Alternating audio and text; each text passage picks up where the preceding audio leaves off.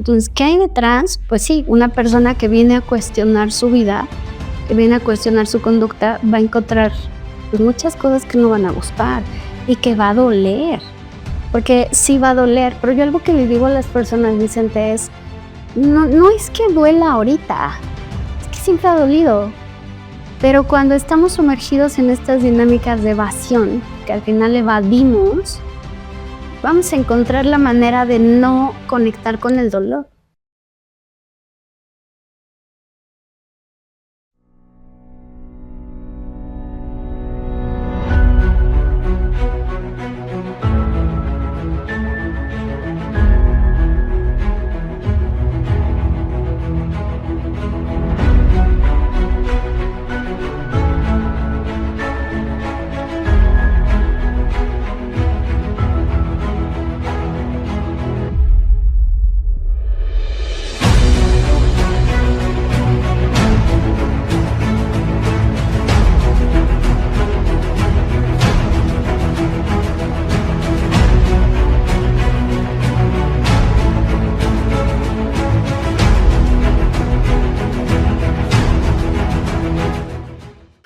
Hola amigas y amigos, soy Vicente Herrera Galloso, les doy la bienvenida a Gente que Cambia Vidas, el podcast que platica con gente maravillosa que toca la vida de otras personas para volverlas un lugar mejor.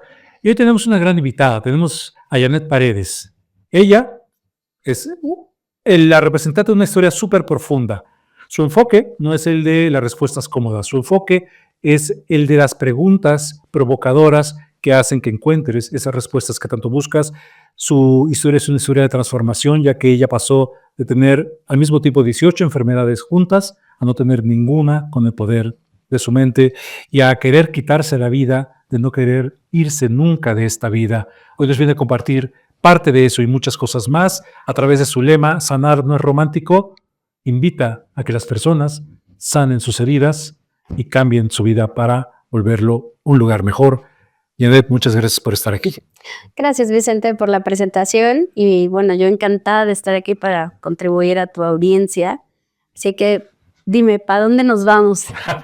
¿Qué camino tomamos en esta conversación? Fíjate que en Gente que Cambia Vidas nos enfocamos mucho en contar lo que hace la persona, en contar cuál es el aporte que ha tenido la persona a su entorno, a la sociedad, pero también, sobre todo, nos enfocamos mucho en conocer quién es esta persona, esta gente que cambia vidas de otras personas. Entonces, siempre por lo regular empezamos con una pregunta que invita mucho a abrir la conversación y es, ¿quién es Janet Paredes? ¿Quién es Jan? ¿Cómo fue su infancia? ¿Su infancia fue feliz? ¿No fue feliz? ¿Cuáles fueron las influencias que tuvo que la pusieron en el momento de vida en el que está ahora? ¿Quién eres? Cuéntanos cómo fueron tus primeros años. Fíjate que ahorita que haces la pregunta del quién eres, esa pregunta específicamente es la que me ha llevado a buscar y buscar y buscar para justo encontrarme, y ahora que hablas de la infancia y todo eso, el reconocer que mi infancia no fue tan privilegiada en la parte positiva, pero sí creo que tuve un privilegio para poder ver lo que no quería en una edad adulta, lo que no quería repetir con mis hijos. Y es que yo crecí con un papá alcohólico, crecí con un papá violento también y con una mamá que en esta preocupación por la familia, pues salió a trabajar y ahí fue donde como que el desorden familiar empezó pues a darme muchas herramientas para yo saber hacia dónde moverme. En la infancia, mientras mi mamá trabajaba, mi papá alcoholizador, como que una parte de mí recuerda que me encantaba jugar en el río, me encantaba jugar en el campo, como que esos momentos eran los que me mantenían un poco afuera de la dinámica familiar que vivía. Y bueno, ya con el tiempo fui entendiendo que justo esa dinámica familiar pues tenía que ver con las enfermedades, tenía que ver con la forma en la que yo me relacionaba pues, con el mundo, tenía que ver en el cómo yo pensaba de mí, qué pensaba de mí. Porque sí, yo tenía una conversación conmigo muy violenta. muy autocrítica, pero en ¿Desde esta... pequeñita? Desde pequeña, o sea, desde pequeña yo usaba el soy una tonta, el no lo hice bien, el tengo que hacerlo mejor, vivir como en esta conducta ansiosa de no hice bien las cosas. Y claro, el bullying también.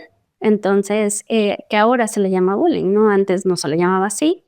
Pero sí, o sea, esta parte de mi vida en donde sí tuve que lidiar con el bullying más principal en mi vida, que fue mi papá. Suena bastante duro. Tú eres de Pachuca. ¿Tú eres de dónde? No, yo crecí en una comunidad donde en aquel entonces eran 2,500 habitantes. Entonces, después mi mamá y mi papá se divorcian. Bueno, mi mamá nos lleva a otro lugar que se llama Tepeji del Río, y allí es donde empieza mi contacto con el alcohol, mi contacto con las relaciones destructivas, empiezo a moverme en una dinámica de total autodestrucción. Entonces, ahí empieza mi dinámica de vida en enfermedad, porque en realidad mi mamá, pues, se dedicaba mucho a trabajar. Entonces, ¿Creciste como abandonada? pues sí, ahora lo veo y sí, o sea, aparte todo el proceso terapéutico me lleva a reconocer ese abandono. O sea, primero me lleva a reconocer la violencia de papá, porque yo no lo veía violento, porque era como yo había aprendido a, o sea, crecer y a mirar y decir esto es normal. Después veo el abandono de mamá y ahí viene otro proceso, porque yo veía normal pues ver a mi mamá trabajar, porque al final era para nosotros y por nosotros. Pero sí, o sea, Pero no lo es, no es normal. Ok, a ver, retrocedamos un poquito. Entonces tú estabas en esta comunidad, estaban tus papás juntos en ese entonces sí, y pues tu papá alcohólico, tu mamá una mamá trabajadora. sí, ¿Tienes hermanos? sí, somos 4. 4. ¿Tú eres la mayor? No, yo soy la tercera. La tercera, de en medio, además, luchando Sí, con todo, sí, contra sí. todo. Ok. Y, a ver, en ese momento, ¿cómo es? Estoy seguro que muchos de nuestros seguidores y seguidoras lo sabrán, pero muchos no. ¿Cómo es crecer con un padre alcohólico o con una madre alcohólica? Híjole, yo puedo hablar del lado de papá, porque es lo más cercano. O sea, yo no recuerdo haber visto a mamá alcoholizándose. Pero crecer con un papá alcohólico es bien difícil y es bien duro porque yo recuerdo estar como en modo alerta. O sea, todo el tiempo estábamos en ese... Mi mamá decía, tengan ropa al lado de su cama por si tenemos que correr. Entonces, el ir a dormir ya con esta idea de tener la bolsa con la ropa por si hay que correr. Y ahora en este trabajo personal que he hecho, sí hay 2 recuerdos en donde literal mi mamá me abraza y salimos corriendo. Entonces, es muy difícil porque es estar en modo defensivo, estar en modo de a ver qué pasa. Adicional que mi papá era muy violento en la palabra, muy violento en las emociones, era muy violento. Pero algo que yo relacioné con el alcoholismo es que el alcoholismo también lo hacía divertido. O sea, también lo desinhibía un poco y papá reía mucho y hacía bromas. Y entonces yo comencé a ver que el alcohol también acercaba a las personas, ¿sabes? Entonces ahí fue donde yo dije, entonces el alcohol no es tan malo, porque también es divertido, porque también hace bromas, porque también a veces nos abrazaba, o por lo menos a mí me abrazaba. Y dice, entonces no es tan malo el alcohol, no es tan malo. Y empecé a tener una distorsión de la imagen de papá, del alcoholismo, pero al final sí era estar siempre en retracción, o sea, siempre tratando de estar lejos de la violencia, pero cuando ya tocaba, pues ya tocaba. O sea, no había manera de que fuera de otra manera. Fíjate que, bueno, yo soy terapeuta y en terapia, ahorita lo que tú estás diciendo no es la primera vez que le oigo a alguien que ha vivido una infancia con un medio de alcoholismo o de las adicciones en general, de la violencia, esta frase de mi mamá o alguien nos tenía que decir que estuviéramos listos o listas por si Sí. tenemos que salir huyendo Sí. con nuestras cosas, con esos...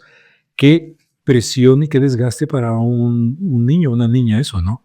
Sí, de hecho, ahora que tengo más apertura con mamá y platicamos, yo le decía, ¿cómo era en la mente de mi madre que ella pensara que a los 8 años yo me podía hacer cargo de atender a mi papá, ¿no? Porque aparte era atenderlo, o sea, prenderle el baño, calentarle la comida, servirle, estar como a su servicio. Entonces, cuando yo comprendo esa parte de mi vida, Vicente, pues viene toda la comprensión hacia acá del por qué yo era alcohólica, del por qué buscaba relaciones de ese estilo, donde yo estaba al servicio de los hombres, donde en cualquier momento yo me sentía en modo huida también. O sea, huía de todo, o sea, huía del problema, pero había una parte de mí que también confrontaba y se volvía violenta. Entonces, la dinámica que yo viví con papá y mamá sí me marcaron, pero de manera muy, muy significativa a lo largo de mi vida. Y ahora que soy mamá, que soy esposa, bueno, ya es otra historia, pero sí fue muy difícil. Eh, entonces, otro punto que me llama la atención es esto que dices acerca de yo normalizo, que es algo muy común, súper común con hijos de padres con esas características o hijos con padres narcisistas, Sí, ¿no? sí, Es algo, es como si el niño o la niña dijera, cuando ve a otras familias, pero que no todos los padres son así como los míos. Y eso es un shock muy grande, sí, que es más shock cuando lo descubres, por ejemplo, en terapia, ¿no? sí, sí. Pero es fundamental para cambiar el patrón, para cambiar la estructura mental y emocional, ¿no? Esa herencia. Tú normalizabas esto y al normalizar esto, eventualmente, como dices, empezaste a crecer y a buscar repetir de alguna manera en tus relaciones interpersonales de cualquier tipo estas situaciones, ¿correcto? Sí, de hecho, encontraba los ambientes perfectos para ahí estar y para sentirme perteneciente y para sentirme, pues, integrada a esos ambientes, porque era lo que yo conocía. Cuando eras niña, ¿tu mente era muy inquieta? ¿Era tan inquieta como lo es ahora? Sí, fíjate que platicando con mi mamá y que ahora escucho a mis hijos, em, mi mamá dice que yo era demasiado preguntona, que era muy, muy preguntona. O sea, hablaba demasiado, todo quería saber, todo preguntaba.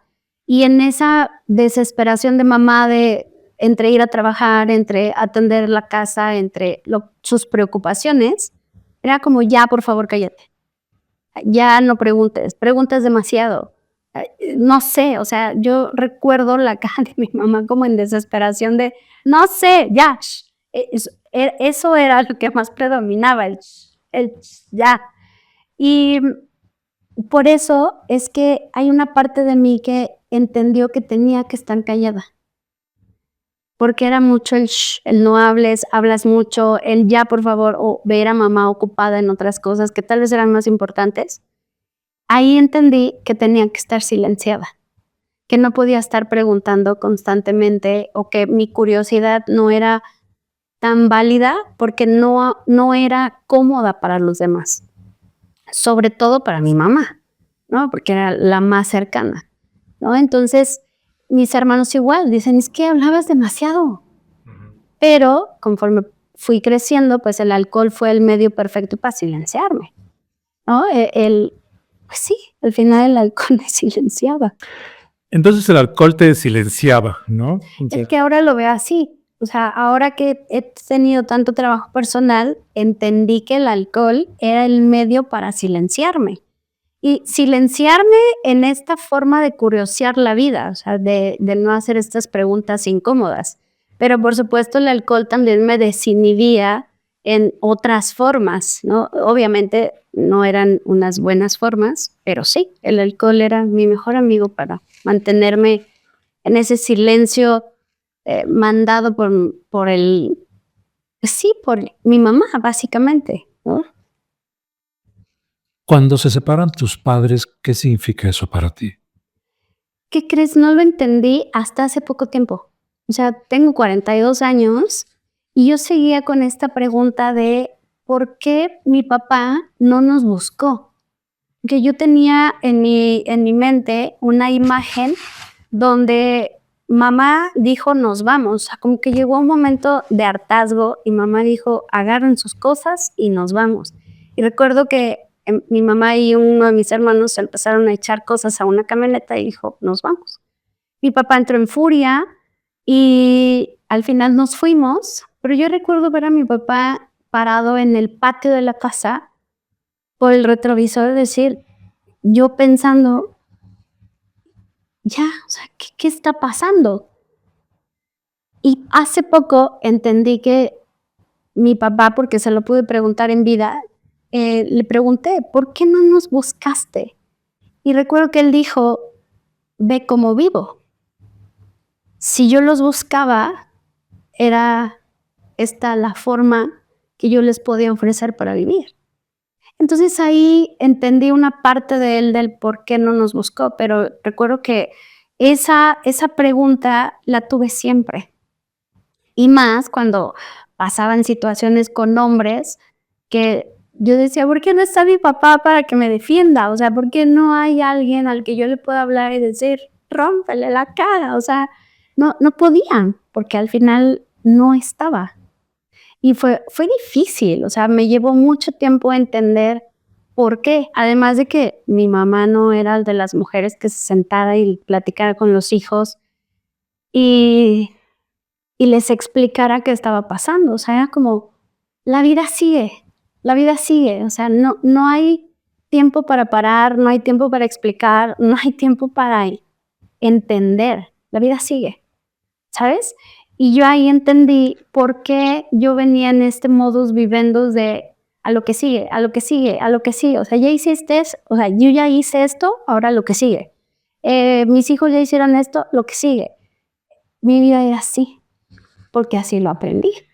¿No te dabas el momento de detenerte, de contemplar y saborear y estar ahí? A ver, y entonces creces Sí, sin esta figura paterna, sí. con la figura de tu mamá ahí, pero no ahí, ¿no? Sí. Y entonces, ¿cómo empiezan a ser tus relaciones interpersonales, tomando en cuenta esto, más lo que traías acerca de la violencia, el alcohol, todo esto? Bueno, mis relaciones, Vicente, igual a mi mamá, igual a mi papá. O sea, una repetición tal cual. O sea, hombres alcohólicos, hombres con relaciones aparte, pero yo era como pues sí, la distracción, o era como el momento.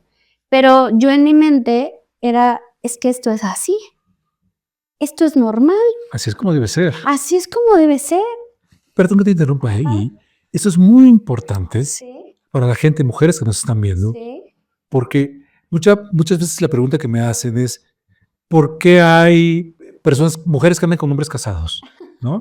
Entonces yo les digo, muchas veces se debe a que es- estas mujeres muchas veces han vivido eso como algo normal. Para ti puede no ser normal, para la sociedad puede no ser normal, pero para esa mujer lo es, igual que con la violencia, igual que con muchas cosas, ¿no? O sea, es algo normalizado que las personas, lo que estás diciendo, la persona se dice, ¿por qué no es así? Así es, ¿no? O sea, no hay una cuestión de, como muchas mujeres piensan con esto, de que ñaca, ñaca, voy a destruir esa familia, voy a hacer, no, muchas veces no es así. No, y para nada lo es. Y bueno, papá alcohólico, mi papá era un hombre que no tenía filtro. Te vieron con otra mujer. Sí. O sea, él no escondía información. Entonces, para mí, el que hubiera hombres, no estuve con hombres casados, pero sí hombres que tenían novia, ¿no? Entonces, que es básicamente lo mismo. Había otro compromiso. Pero para mí era normal, porque mi papá decía, pues sí, hay otras mujeres. Correcto. Y yo lo escuchaba y yo decía, pero mi mamá, o sea, es normal. Y además mi mamá no decía nada. No se decía nada. Es normal. O sea, es normal que papá tenga otras mujeres, que mamá no haga algo al respecto, es normal que sigan juntos. Entonces, mis relaciones interpersonales fueron, sobre todo de pareja, fueron así. O sea, desde los 14 años hasta los 29 años que conocí a Miguel, que gracias a Miguel todo eso se acabó, pero así fue. Y fíjate, perdón, que es que ahorita, antes de que se me vaya, recuerdo que el trabajo que yo tenía, tenía un servicio que era ayuda al empleado. Entonces ese servicio era tomar terapia, ir al gimnasio, etcétera. Y yo recuerdo que me dio curiosidad, ¿qué es eso de la terapia? ¿No? Recuerdo que fui a los 23 años.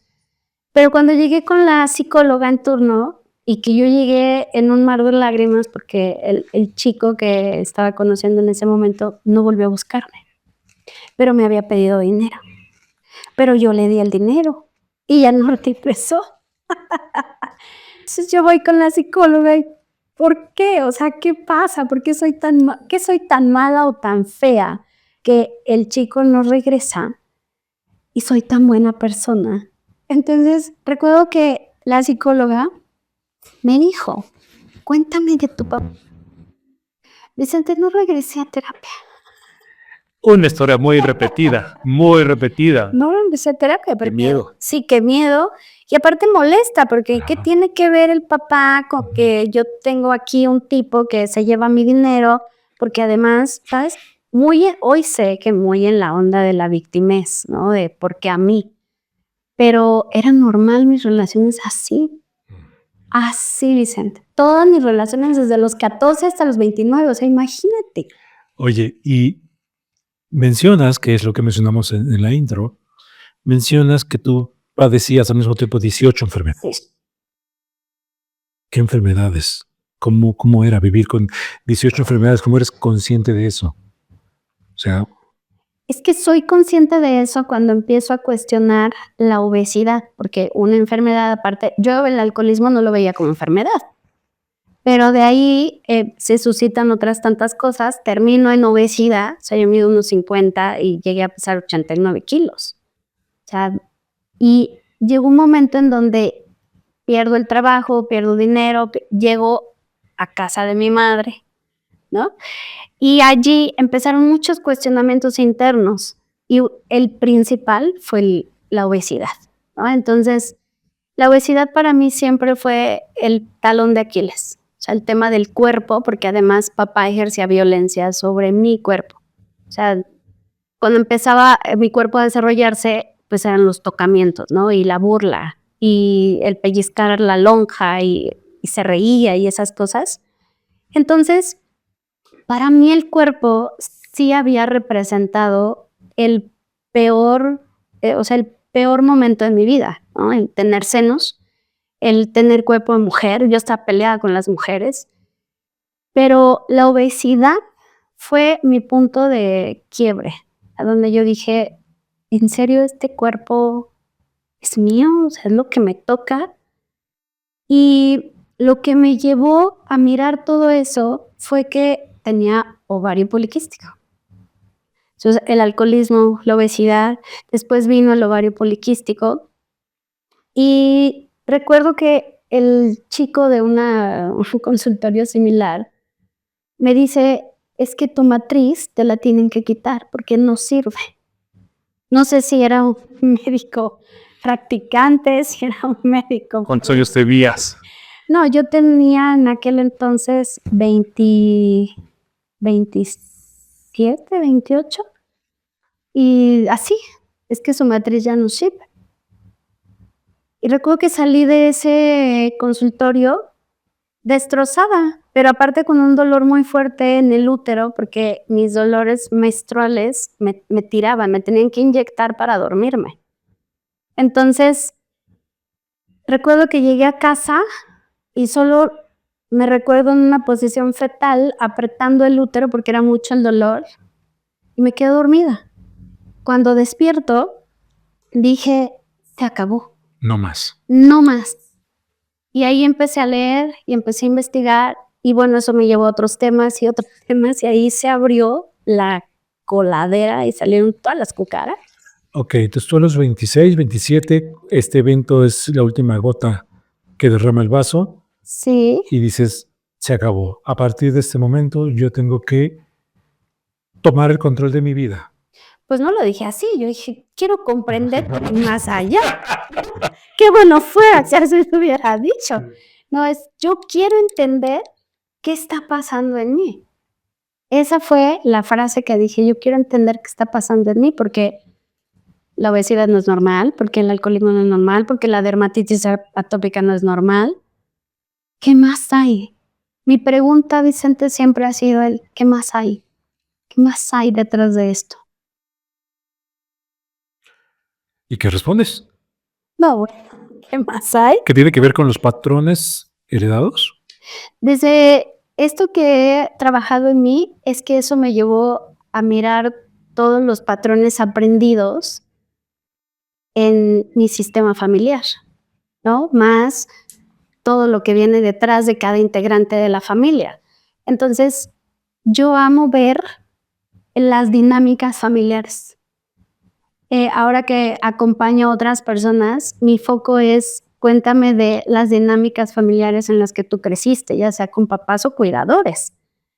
Y detrás de todas estas enfermedades, respondiendo a tu pregunta de qué hay detrás, pues bueno, ha habido abusos sexuales en la primera infancia que yo no recordaba, pero mi cuerpo lo estaba somatizando, la violencia que yo había normalizado, el abandono que para mí también era normal, pero no veía, el, como este maltrato hacia mí misma, ¿no? Con la palabra, con las adicciones, igual. Entonces, ¿qué hay detrás? Pues sí, una persona que viene a cuestionar su vida, que viene a cuestionar su conducta, va a encontrar pues, muchas cosas que no van a gustar y que va a doler, porque sí va a doler. Pero yo algo que le digo a las personas, Vicente, es, no es que duela ahorita, es que siempre ha dolido.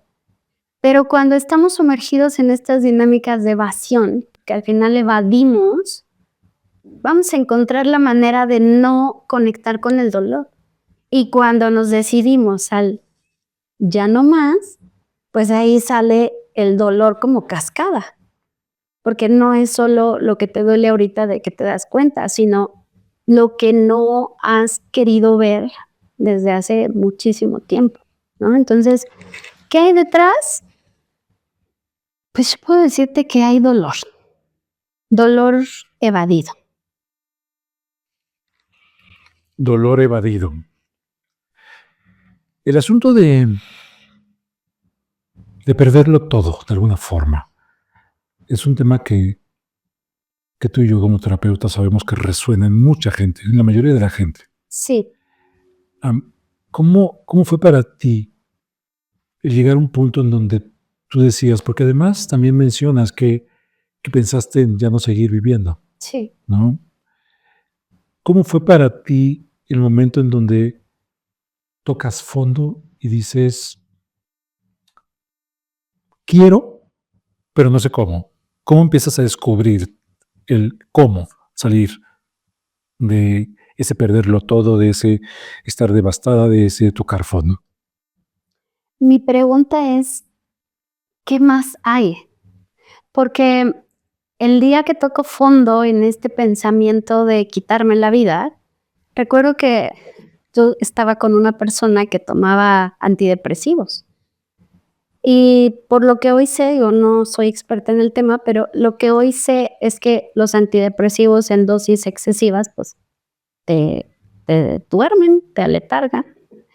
Y recuerdo que yo a este personaje le robé unas cuantas y llegando a casa, pues me las tomé y dormí demasiado. Y recuerdo que desperté y dije, no puede ser que esto sea todo. O sea, estos pensamientos de ya no quiero estar, ya no quiero vivir, ya estoy cansada una y otra y otra. Ese día desperté igual y dije, tiene que haber algo más para mí.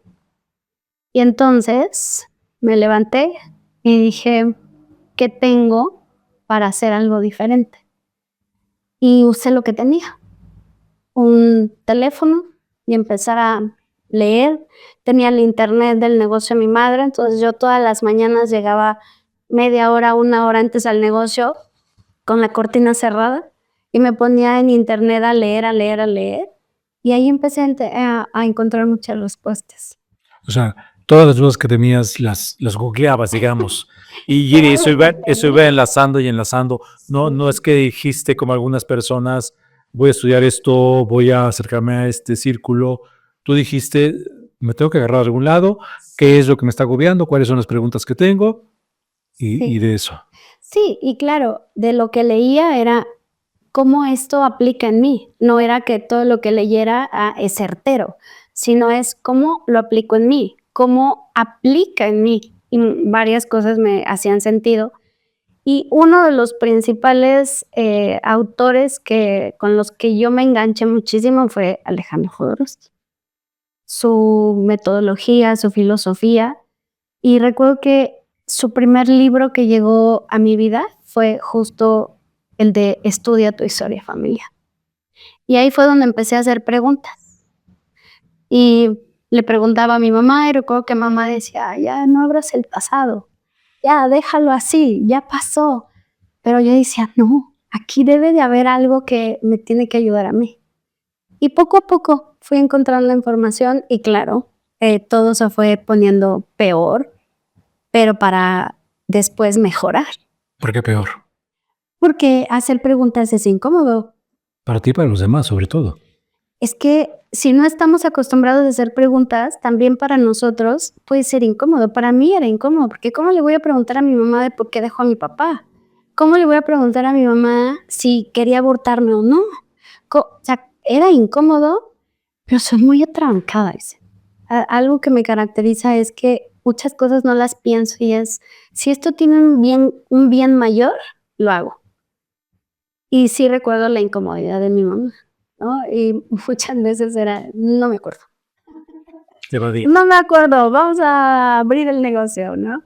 Y hoy la entiendo porque no ha de ser fácil para un papá o para una mamá pues, abrir el corazón y hablar de lo que ha dolido por mucho tiempo, ¿no? Hasta que un día dije, bueno, tengo que ir más despacio y hacer preguntas tal vez con más tiempo de distancia, porque seguro mi mamá escucha una pregunta y se le mueven cosas y ella no sabe qué hacer con eso y yo no voy a saber cómo, ¿no? Cómo ayudarla. Entonces empecé a ir más acá conmigo, como a hacerme más responsable de mí. Y así empezó el camino. Ahí empecé a descubrir las otras enfermedades que ahí estaban, pero que estaban normalizadas. El bruxismo, la lumbalgia, el nervio ciático, desviación de columna. O sea, yo estaba... ¿Tú sostienes que las enfermedades tienen un origen emocional? No. O sea, las enfermedades tienen, sí, las enfermedades pueden ser generadas por las historias que no hemos cuestionado. Y esas historias que no se cuestionan, entonces nos van a llevar a reprimir emociones. Entonces, para mí la enfermedad no es el resultado de las emociones reprimidas. Creo que tendríamos que cuestionar más la historia detrás de la enfermedad, los eventos detrás de la enfermedad, porque una enfermedad te puede traer 20 eventos, no solo uno. Pero eso es lo que a mí me ha ayudado, porque yo era de las que creía que la enfermedad era en 100% emoción. No, qué bueno fuera. O sea, eso sería más fácil, eso sería más sencillo. Pero no, desde mi experiencia hay mucho detrás de las enfermedades. El desajuste biológico, por ejemplo, el cómo fue el embarazo de nuestra madre, el cómo nosotros procesamos lo que pasa a nuestro alrededor, o sea, si lo expresamos, no lo expresamos. No solo es emoción, ¿sabes?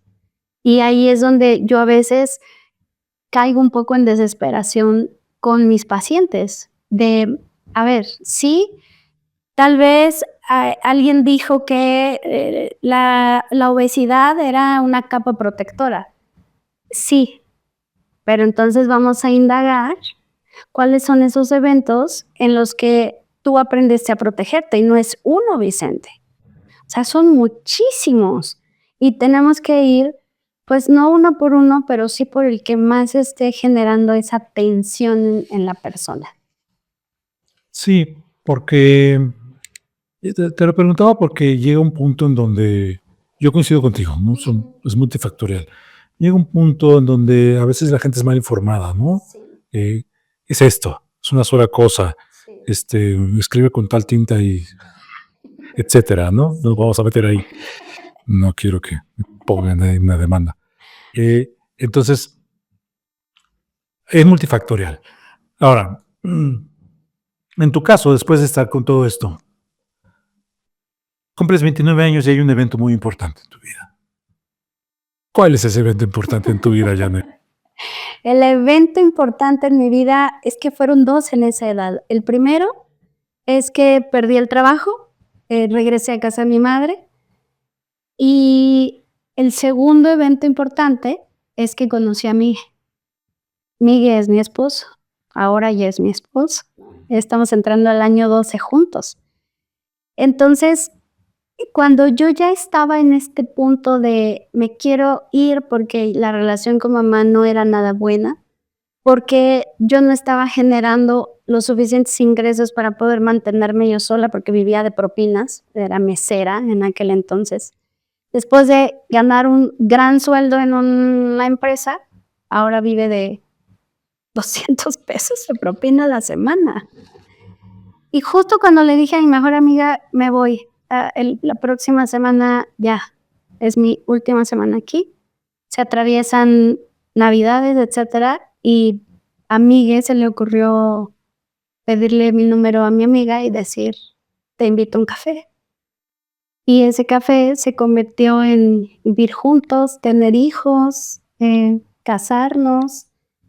O sea, ¿tú cómo lo conociste a él? Él te invita, obviamente, pero ¿tú lo conoces en ese momento o ya lo Sí, conocías de...? fueron las citas ciegas. Ah, fue unas citas ciegas. ¿Y qué te gustó Miguel desde el principio? Dijiste, porque, porque no parece ser Miguel un hombre que entre dentro del patrón de hombres que tú quizá repetías, ¿no? Eso es creo que lo importante del evento. Es que lo importante del evento, por eso dije, conocer a Miguel fue un evento importante para mí, porque Miguel en esa primera cita no insinuó nada, fue demasiado caballeroso, digo, ahora sé que eso es normal. Era la 1 de la mañana, yo le dije, oye, ¿quieres tomar café en mi casa? Ok. Él dijo, no, tengo que llegar a casa de mis papás. ¿Quién toma café a esta hora? De hecho, hace la broma así como lo acabas de decir. Y no entró. Ahí fue donde yo entré a casa y dije, esto no es normal. Sí, ¿qué significó para ti ese shock? Ese shock para mí fue, entonces, hay otro tipo de hombres. Y esa fue mi primera impresión, hay otro tipo de hombres. Afortunadamente, nuestra plática siempre ha sido muy amena, o sea, muy, muy amena desde esa primera cita. Y continuamos la plática por teléfono, ya después entramos ya en un modo más de relación, de vínculo, hasta que Miguel dijo, yo no soy hombre de rato, yo sí quiero bien. Y recuerdo que lo invito a una boda y me dice, ¿quieres ser mi novia? O sea, Vicente, la vida me agarró con los calzones abajo. Y ahí empezó la historia con él. Con un hombre diferente, con un hombre que yo no sabía que existiera. Yo puedo decir que es un hombre responsable, sano, pero muy atípico para mí. Y hoy agradezco que haya sido así, porque gracias a él yo aceleré mi proceso de transformación. Porque Miguel ha sido una parte fundamental en mi vida.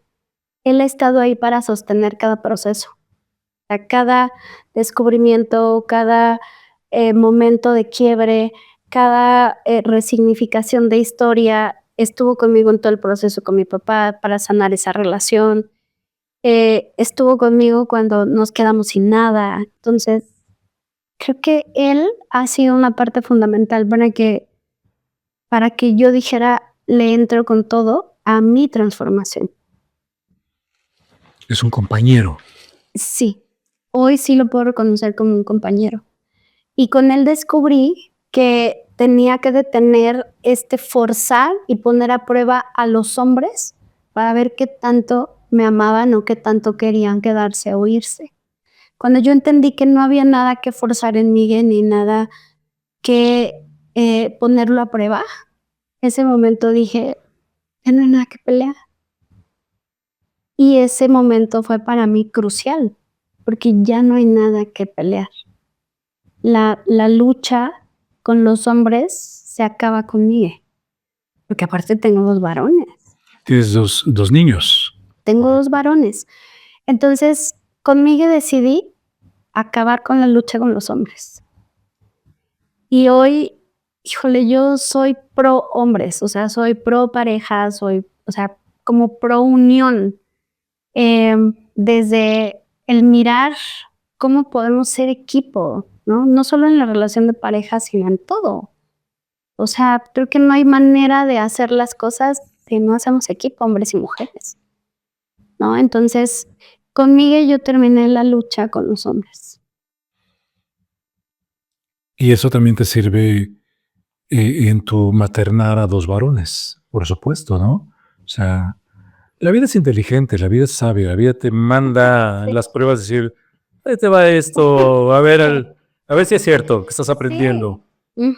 Sí, totalmente, porque cuando yo entiendo que estoy en lucha con los hombres, pues volteo a ver mi ser mamá y dije, claro, es que entonces por eso mi ser mamá quiere castigar y por eso mi ser mamá quiere golpear a los hijos y por eso mi ser mamá de pronto no los tolera porque son hombres.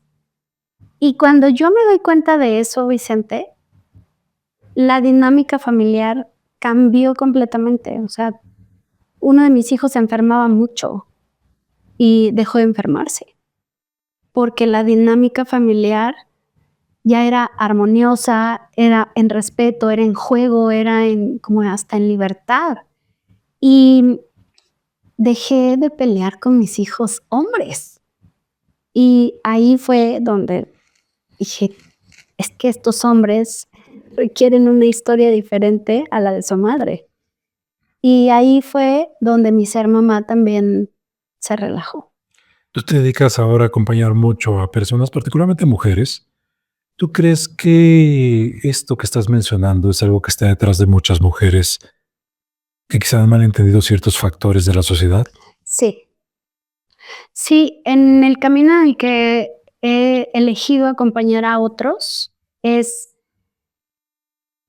que como mamás y como papás tendemos a tomar a los hijos como sustituto de algo, sustituto de amor, sustituto de compañía, y que cuando los papás no nos cuestionamos cómo está siendo nuestro ser papás, sí podemos repetir la historia con nuestros papás.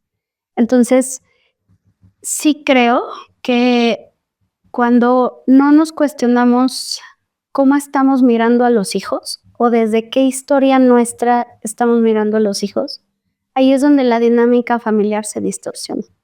Yo recuerdo que en una terapia de pareja,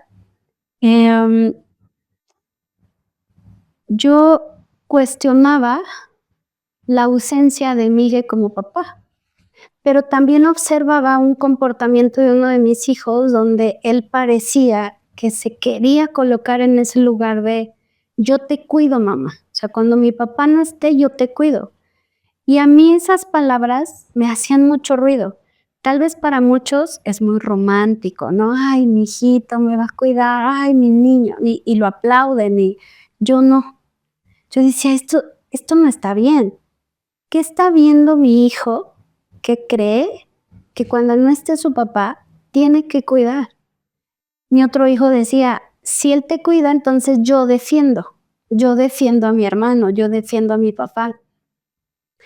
Y si no estamos atentos como papás, empieza el desorden, empieza este juego de roles equivocados. Afortunadamente Miguel, pues, escucha, y a veces le cuesta trabajo comprender porque no es algo conocido para él, pero cuando ya lo comprende, ¿qué hacemos? Y ahí es donde se abre el camino a ¿qué hacemos para no repetir? ¿Qué hacemos para que estos dos niños sean niños? Porque uno no tiene que cuidar, el otro no tiene que defender, tienen que ser niños. Y el ser niños es jugar, es olvidarse de obligaciones que no les corresponden. Es ahí donde lo que dijiste de qué hacemos, ¿no? Se une la pareja, es donde falla mucho la pareja. Ahí es donde la pareja no hace equipo cuando debe de hacer equipo en ese vínculo. Es un descubrimiento muy importante. Sí, fíjate que una pregunta, yo soy mucho de preguntas, una pregunta que a mí me sacudió fue, ¿en qué momento tú y Miguel dejaron de ser pareja? Y los dos coincidimos en cuando fuimos papás. Y eso, pues, abrió la revinculación de la pareja. Porque sí, nos estábamos separando, pero en ¿qué hacemos? Es tú y yo nos tenemos que hacer cargo. Estos dos a jugar. Tú y yo a terapia, tú y yo a hacer lo que nos toca. En nuestra vida, sí. Sí. Y fíjate que eso que dices, qué tan cierto es. Para los que adoramos ser padres, sé que ese es tu caso, que es el mío también. Para los que amamos ser padres, hay una verdad que yo suelo manejarla luego en terapia de pareja, que es muy dura de tragar, y es el mayor enemigo de una pareja son los hijos, particularmente el primero. Particularmente el primero. Y es muy difícil de tragar eso, porque este afán de ser padres y madres perfectas nos hace que olvidemos con una facilidad escalofriante el buscar ser buenas parejas, buen esposo o buena esposa, ¿no? Entonces, es muy difícil cuando le digo, pues es que cuando llega el primer hijo, pues no en balde las estadísticas muestran que el 50% de los divorcios se dan entre parejas con hijos que tienen hijos menores de 4 años, porque justamente se olvida la pareja y qué tan importante es reconocer eso, ¿no? Sí. Para hacer algo al respecto. Sí, totalmente. Sí, pero también creo que cuando nacen los hijos, por eso es que en mi vida el ser madre fue otro punto que me partió, y fue que en los hijos, muchos papás, sin darnos cuenta, queremos sanar lo que nos duele, queremos sanar lo que nos faltó, queremos en ese dar muchas veces desmedido, estamos nosotros queriendo llenar muchos vacíos infantiles. Algo que yo he aprendido gracias a mis hijos es eso que tú dices. A ver, hay una pareja antes que los hijos. ¿En dónde está la pareja frente a los hijos? Y también, ¿en dónde está mi historia frente a los hijos? Cuando uno de mis hijos se va al hospital, pues entendí que tenía que hacer algo diferente. Ese fue otro momento en donde me dormí, desperté y dije, se acabó, o sea, no más. Y en ese momento entendí, Vicente, que si yo no sanaba mi historia infantil, mi historia con mis padres, si yo no me hacía cargo de mis decisiones, si no me hacía adulta, mis hijos iban a terminar en la misma historia que yo o en la misma historia que Miguel. Y recuerdo que ese día dije, me tengo que hacer cargo. Ese día sí dije, me tengo que hacer cargo. Y ahí fue donde profundicé más en la terapia, me metí a estudiar, me formé como terapeuta. O sea, ahí sí, gracias a ese evento de mi hijo, fue que él me llevó a, de verdad, tomar la vida en serio. Y después de eso fue ustedes a jugar, su papá y yo nos hacemos cargo, somos los adultos. Papá en este momento está en su historia, está bien, yo respeto, pero yo sí tengo que hacerme cargo. Y recuerdo que conforme fui sanando mis historias infantiles y de adolescencia y demás, la dinámica familiar mejoraba. Y los niños mejoraban su salud, mejoraban su desarrollo. Y me di cuenta, Vicente, que no necesitan exceso de juguetes, que no necesitan exceso de salidas o exceso de pantallas ahora, que realmente los hijos están necesitando presencia. Pero un papá y una mamá que no tuvo presencia, si no lo sana, si no pide ayuda, los hijos no van a tener presencia y se repite la historia, se repite el patrón, ¿sabes? Entonces, yo sí creo que papá y mamá tenemos que irnos al fondo de nuestras historias que todavía duelen. Y eso es justamente lo que haces mucho con tus pacientes, ¿no? Sí. Y eso me lleva a este lema que tú tienes que me encanta y además con el cual estoy completamente de acuerdo. Sanar no es romántico. Muy contundente. Sanar no es romántico y la gente podría como sacarse de onda. Estoy de acuerdo. ¿Qué significa específicamente para ti ese lema? Yo empecé creyendo que prendiendo velas y haciendo decretos, la vida iba a cambiar. Ok. Entonces, en este romanticismo de préndete una vela y el dinero va a llegar, y rézale a la vela todas las noches tu decreto, y mañana todo va a cambiar. No, Vicente. Entonces, mi lema, sanar no es romántico, es, a ver, date cuenta, cuestiona, enfrenta, resuelve y prende tu vela. Pero ya cuando hayas resuelto, prende tu vela, pero para dar gracias. No porque el prender la vela te vaya a dar la solución, ¿no? O sea, puedes prender tu vela y puedes hacer tus decretos, pero ya cuando te estás haciendo cargo. O sea, no es lo mismo venir a terapia y hacer tu decreto después de que vas a terapia y te das cuenta y dices, voy a hacer esto, voy a hacer aquello, me voy a hacer cargo. Hago mi decreto, no voy a terapia, hago mi decreto, no aplico las herramientas del curso, ¿no? Entonces, hace poco escuchaba esto de mucho cursitis, mucho libritis, mucha terapia, pero poco implementitis. Y creo que sanar no es romántico, es implementa. Porque si no implementas, vas a seguir esperando a que la vela, a que el incienso haga el trabajo por ti. El punto es que nadie va a hacer el trabajo por nosotros. O sea, por mí nadie va a hacer el trabajo, por ti nadie va a hacer el trabajo. Porque es un trabajo sucio y solo te corresponde a ti. Sí, yo llamo, a ver, sanar no es romántico, es como ponerte, y con mucho respeto a este oficio, ¿no? Sanar no es romántico, ponte el traje de buzo de cañería y vete al fondo. O sea, vete al fondo y avísale a alguien que te vas a ir al fondo, o sea, avísale a alguien que te vas a ir a terapia y que a lo mejor vas a salir destrozado y que te esperen con un tecito, un abrazo, una palabra alentadora. O con tu vela. O con tu vela, o con tu incienso, ¿no? Para mí eso de sanar no es romántico, Vicente. Es como, porque también en esto de sanar puede hacer pensar a las personas que sanar es, voy a terapia, me doy cuenta y ya todo va a cambiar. O sea, tú bien lo sabes, venir a terapia es darte cuenta y qué vas a hacer con lo que te diste cuenta. ¿Cómo vas a cambiar eso de lo que viniste a hablar en la terapia? Porque no puedes salir de la terapia y seguir en el mismo trabajo y seguir con la misma pareja violenta. Correcto. Y ahí es donde yo siempre he dicho eso. Y yo, por ejemplo, cuando empiezo una terapia de pareja, yo aclaro, o sea, las terapias de pareja fracasan mucho porque la pareja cree que solamente hablando se solucionan las cosas, ¿no? Es haciendo. Sí. La palacha es importante. ¿Cuál crees? A ver, ahorita ya que estamos centrados en esto, Janet. Para ti, Janet, ¿cuál crees? Yo tengo mis ideas muy claras en eso, pero quisiera saber, ¿cuál crees que es la mentira más grande que nos han vendido en el crecimiento personal? en estos temas de desarrollo personal? Mira, desde mi experiencia, ¿qué es una meta? Creo que la mentira más grande de conocernos y de desarrollar nuestro crecimiento personal es que es un objetivo.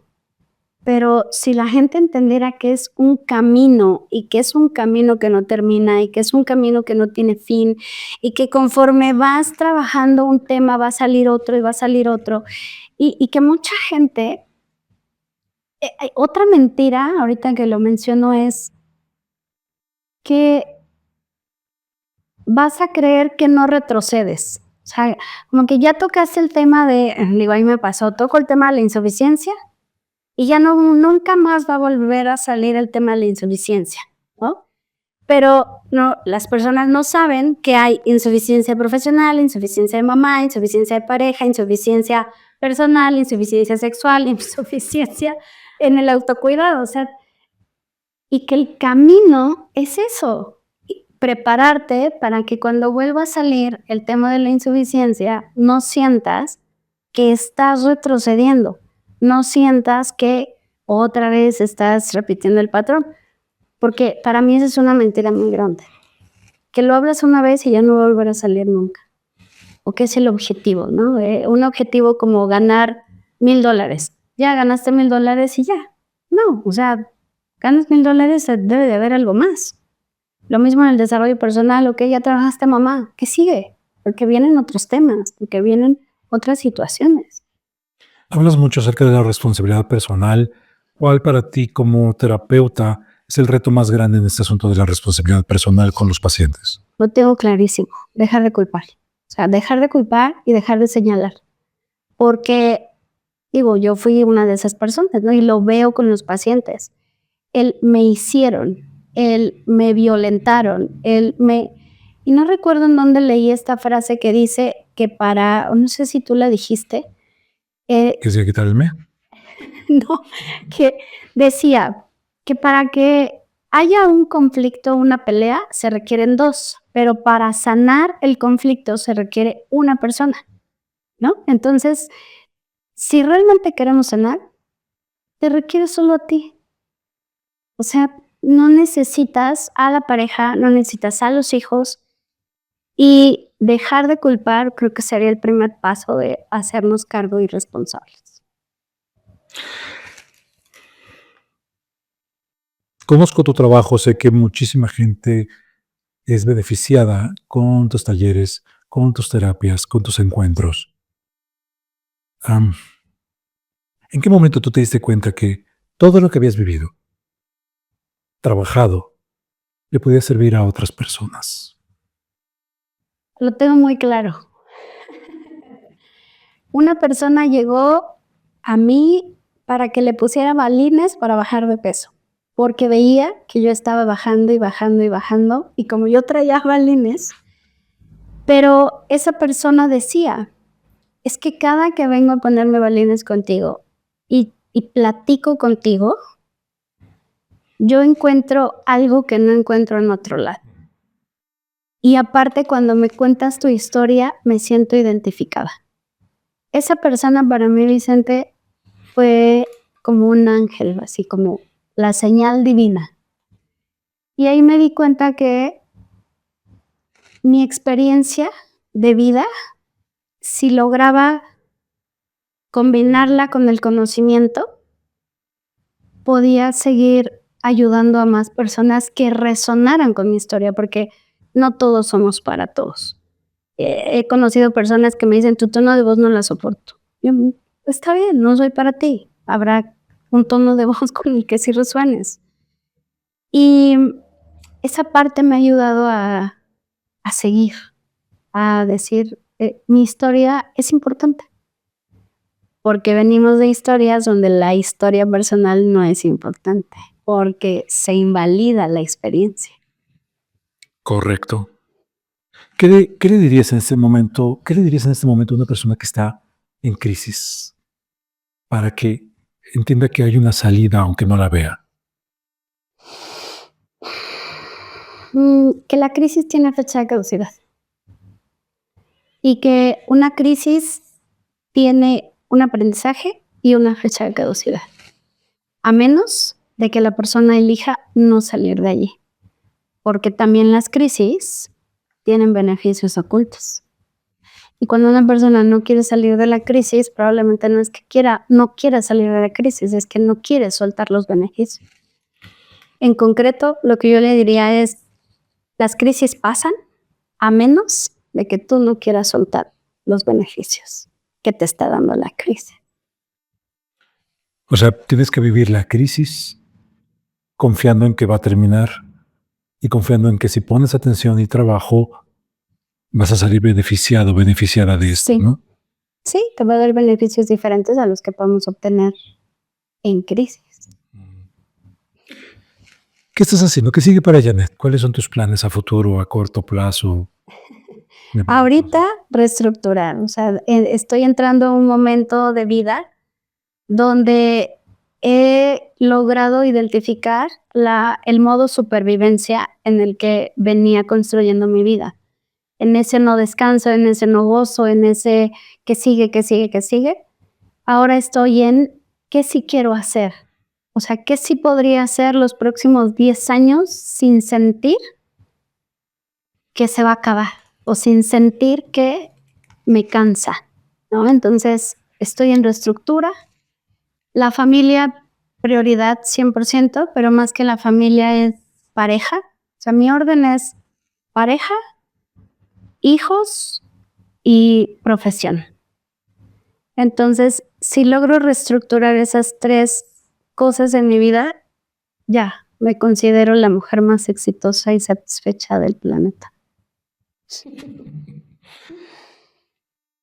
Si quieren contactar contigo, ¿tú qué es lo que haces? ¿Tienes tu grupo de terapia? ¿Tienes tus talleres? Sí, estoy en redes sociales, en Spotify, YouTube, Instagram, Facebook, como Janet Paredes. Hacemos terapia grupal una vez al mes con diferentes temas colectivos, o sea, se elige un tema colectivo, hacemos encuentros mensuales. Tenemos programas más largos, desde 1 año, año y medio, hasta 12 semanas para las personas que quieren algo más acelerado. Y en eso estamos. En talleres, cursos presenciales, apenas nos vamos a reactivar también. O sea que, y próximamente, pues, tal vez te invite a hacer algo juntos. Ok, tú ya, Pero tú no te solo- vas a dar cuenta, sería un honor. pero solo tal vez. Lo vas a considerar. Sí. Yo también lo voy a considerar, entonces. No, con muchísimo gusto, me encantaría. Janet, ha sido un verdadero placer tenerte en Gente que Cambia Vidas. Eres una gente que cambia vidas.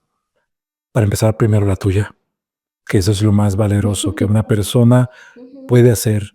El poder más grande, todos los seres humanos tenemos un superpoder, y el poder más grande que tenemos los seres humanos es nuestro poder de elegir. Elegir cómo reaccionar ante las circunstancias de la vida. No dejar que la circunstancia en sí nos marque el camino, sino buscar cómo marcamos el camino a partir de esa circunstancia, de esa crisis.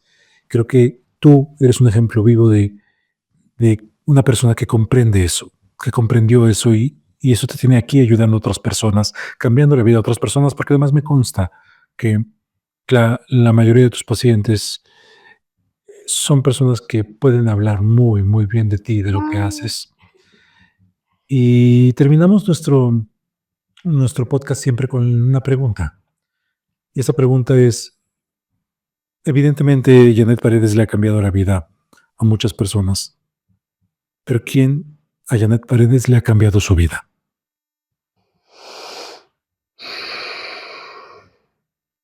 ¿Tengo que elegir solo a una persona? Los que quieres. Mis terapeutas, mis alumnos,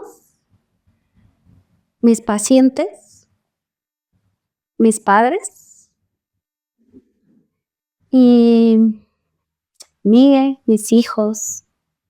Creo que quien me ha cambiado la vida son todas estas personas con las que he cruzado camino y me han hecho sentir algo en las tripas donde sé que ese es el indicador, que tengo que mirar algo y que hay que ir otra vez al caño y decir, espérenme acá, ahorita vengo. Sí, pero definitivo, los que más me han impactado en mi vida, Vicente, son alumnos y pacientes.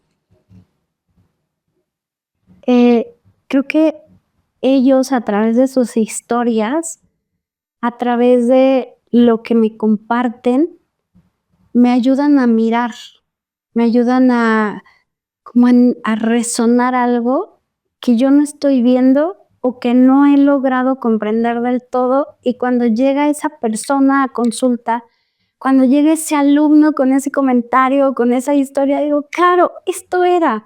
Y ahora sí puedo llegar con más claridad a una terapia, puedo llegar con más claridad a un encuentro presencial, ¿sabes? Ellos han sido fundamentales en mi vida. Creo que les debo muchísimo en cuanto a darles más herramientas, más presencia, más compañía, y de ahí, pues, los demás. Janet, es un verdadero privilegio y un placer escucharte, que nos acompañes en un episodio de Gente que Cambia Vidas. Esperemos que no sea la única vez. Y ahorita están apareciendo todos los datos de contacto contigo para que la gente que escucha y ve este episodio y esté interesada en acercarse contigo lo haga. Te agradezco muchísimo tu presencia el día de hoy aquí. Gracias, Vicente. Yo encantada, y espero que esto haya sumado mucho a tu audiencia. Así fue y así será. Gracias. Amigos, amigas, este fue el episodio del día de hoy de Gente que Cambia Vidas. Recuerden que si ustedes conocen a una persona, a una institución que cambie la vida de otras personas para hacerlas, volverlas un lugar mejor, pónganse en contacto con nosotros. Aquí están apareciendo nuestros contactos y seguramente pronto estaremos hablando con esa persona aquí en Gente que Cambia Vidas. Soy Vicente Herrera Galloso. Nos vemos la próxima vez. Adiós.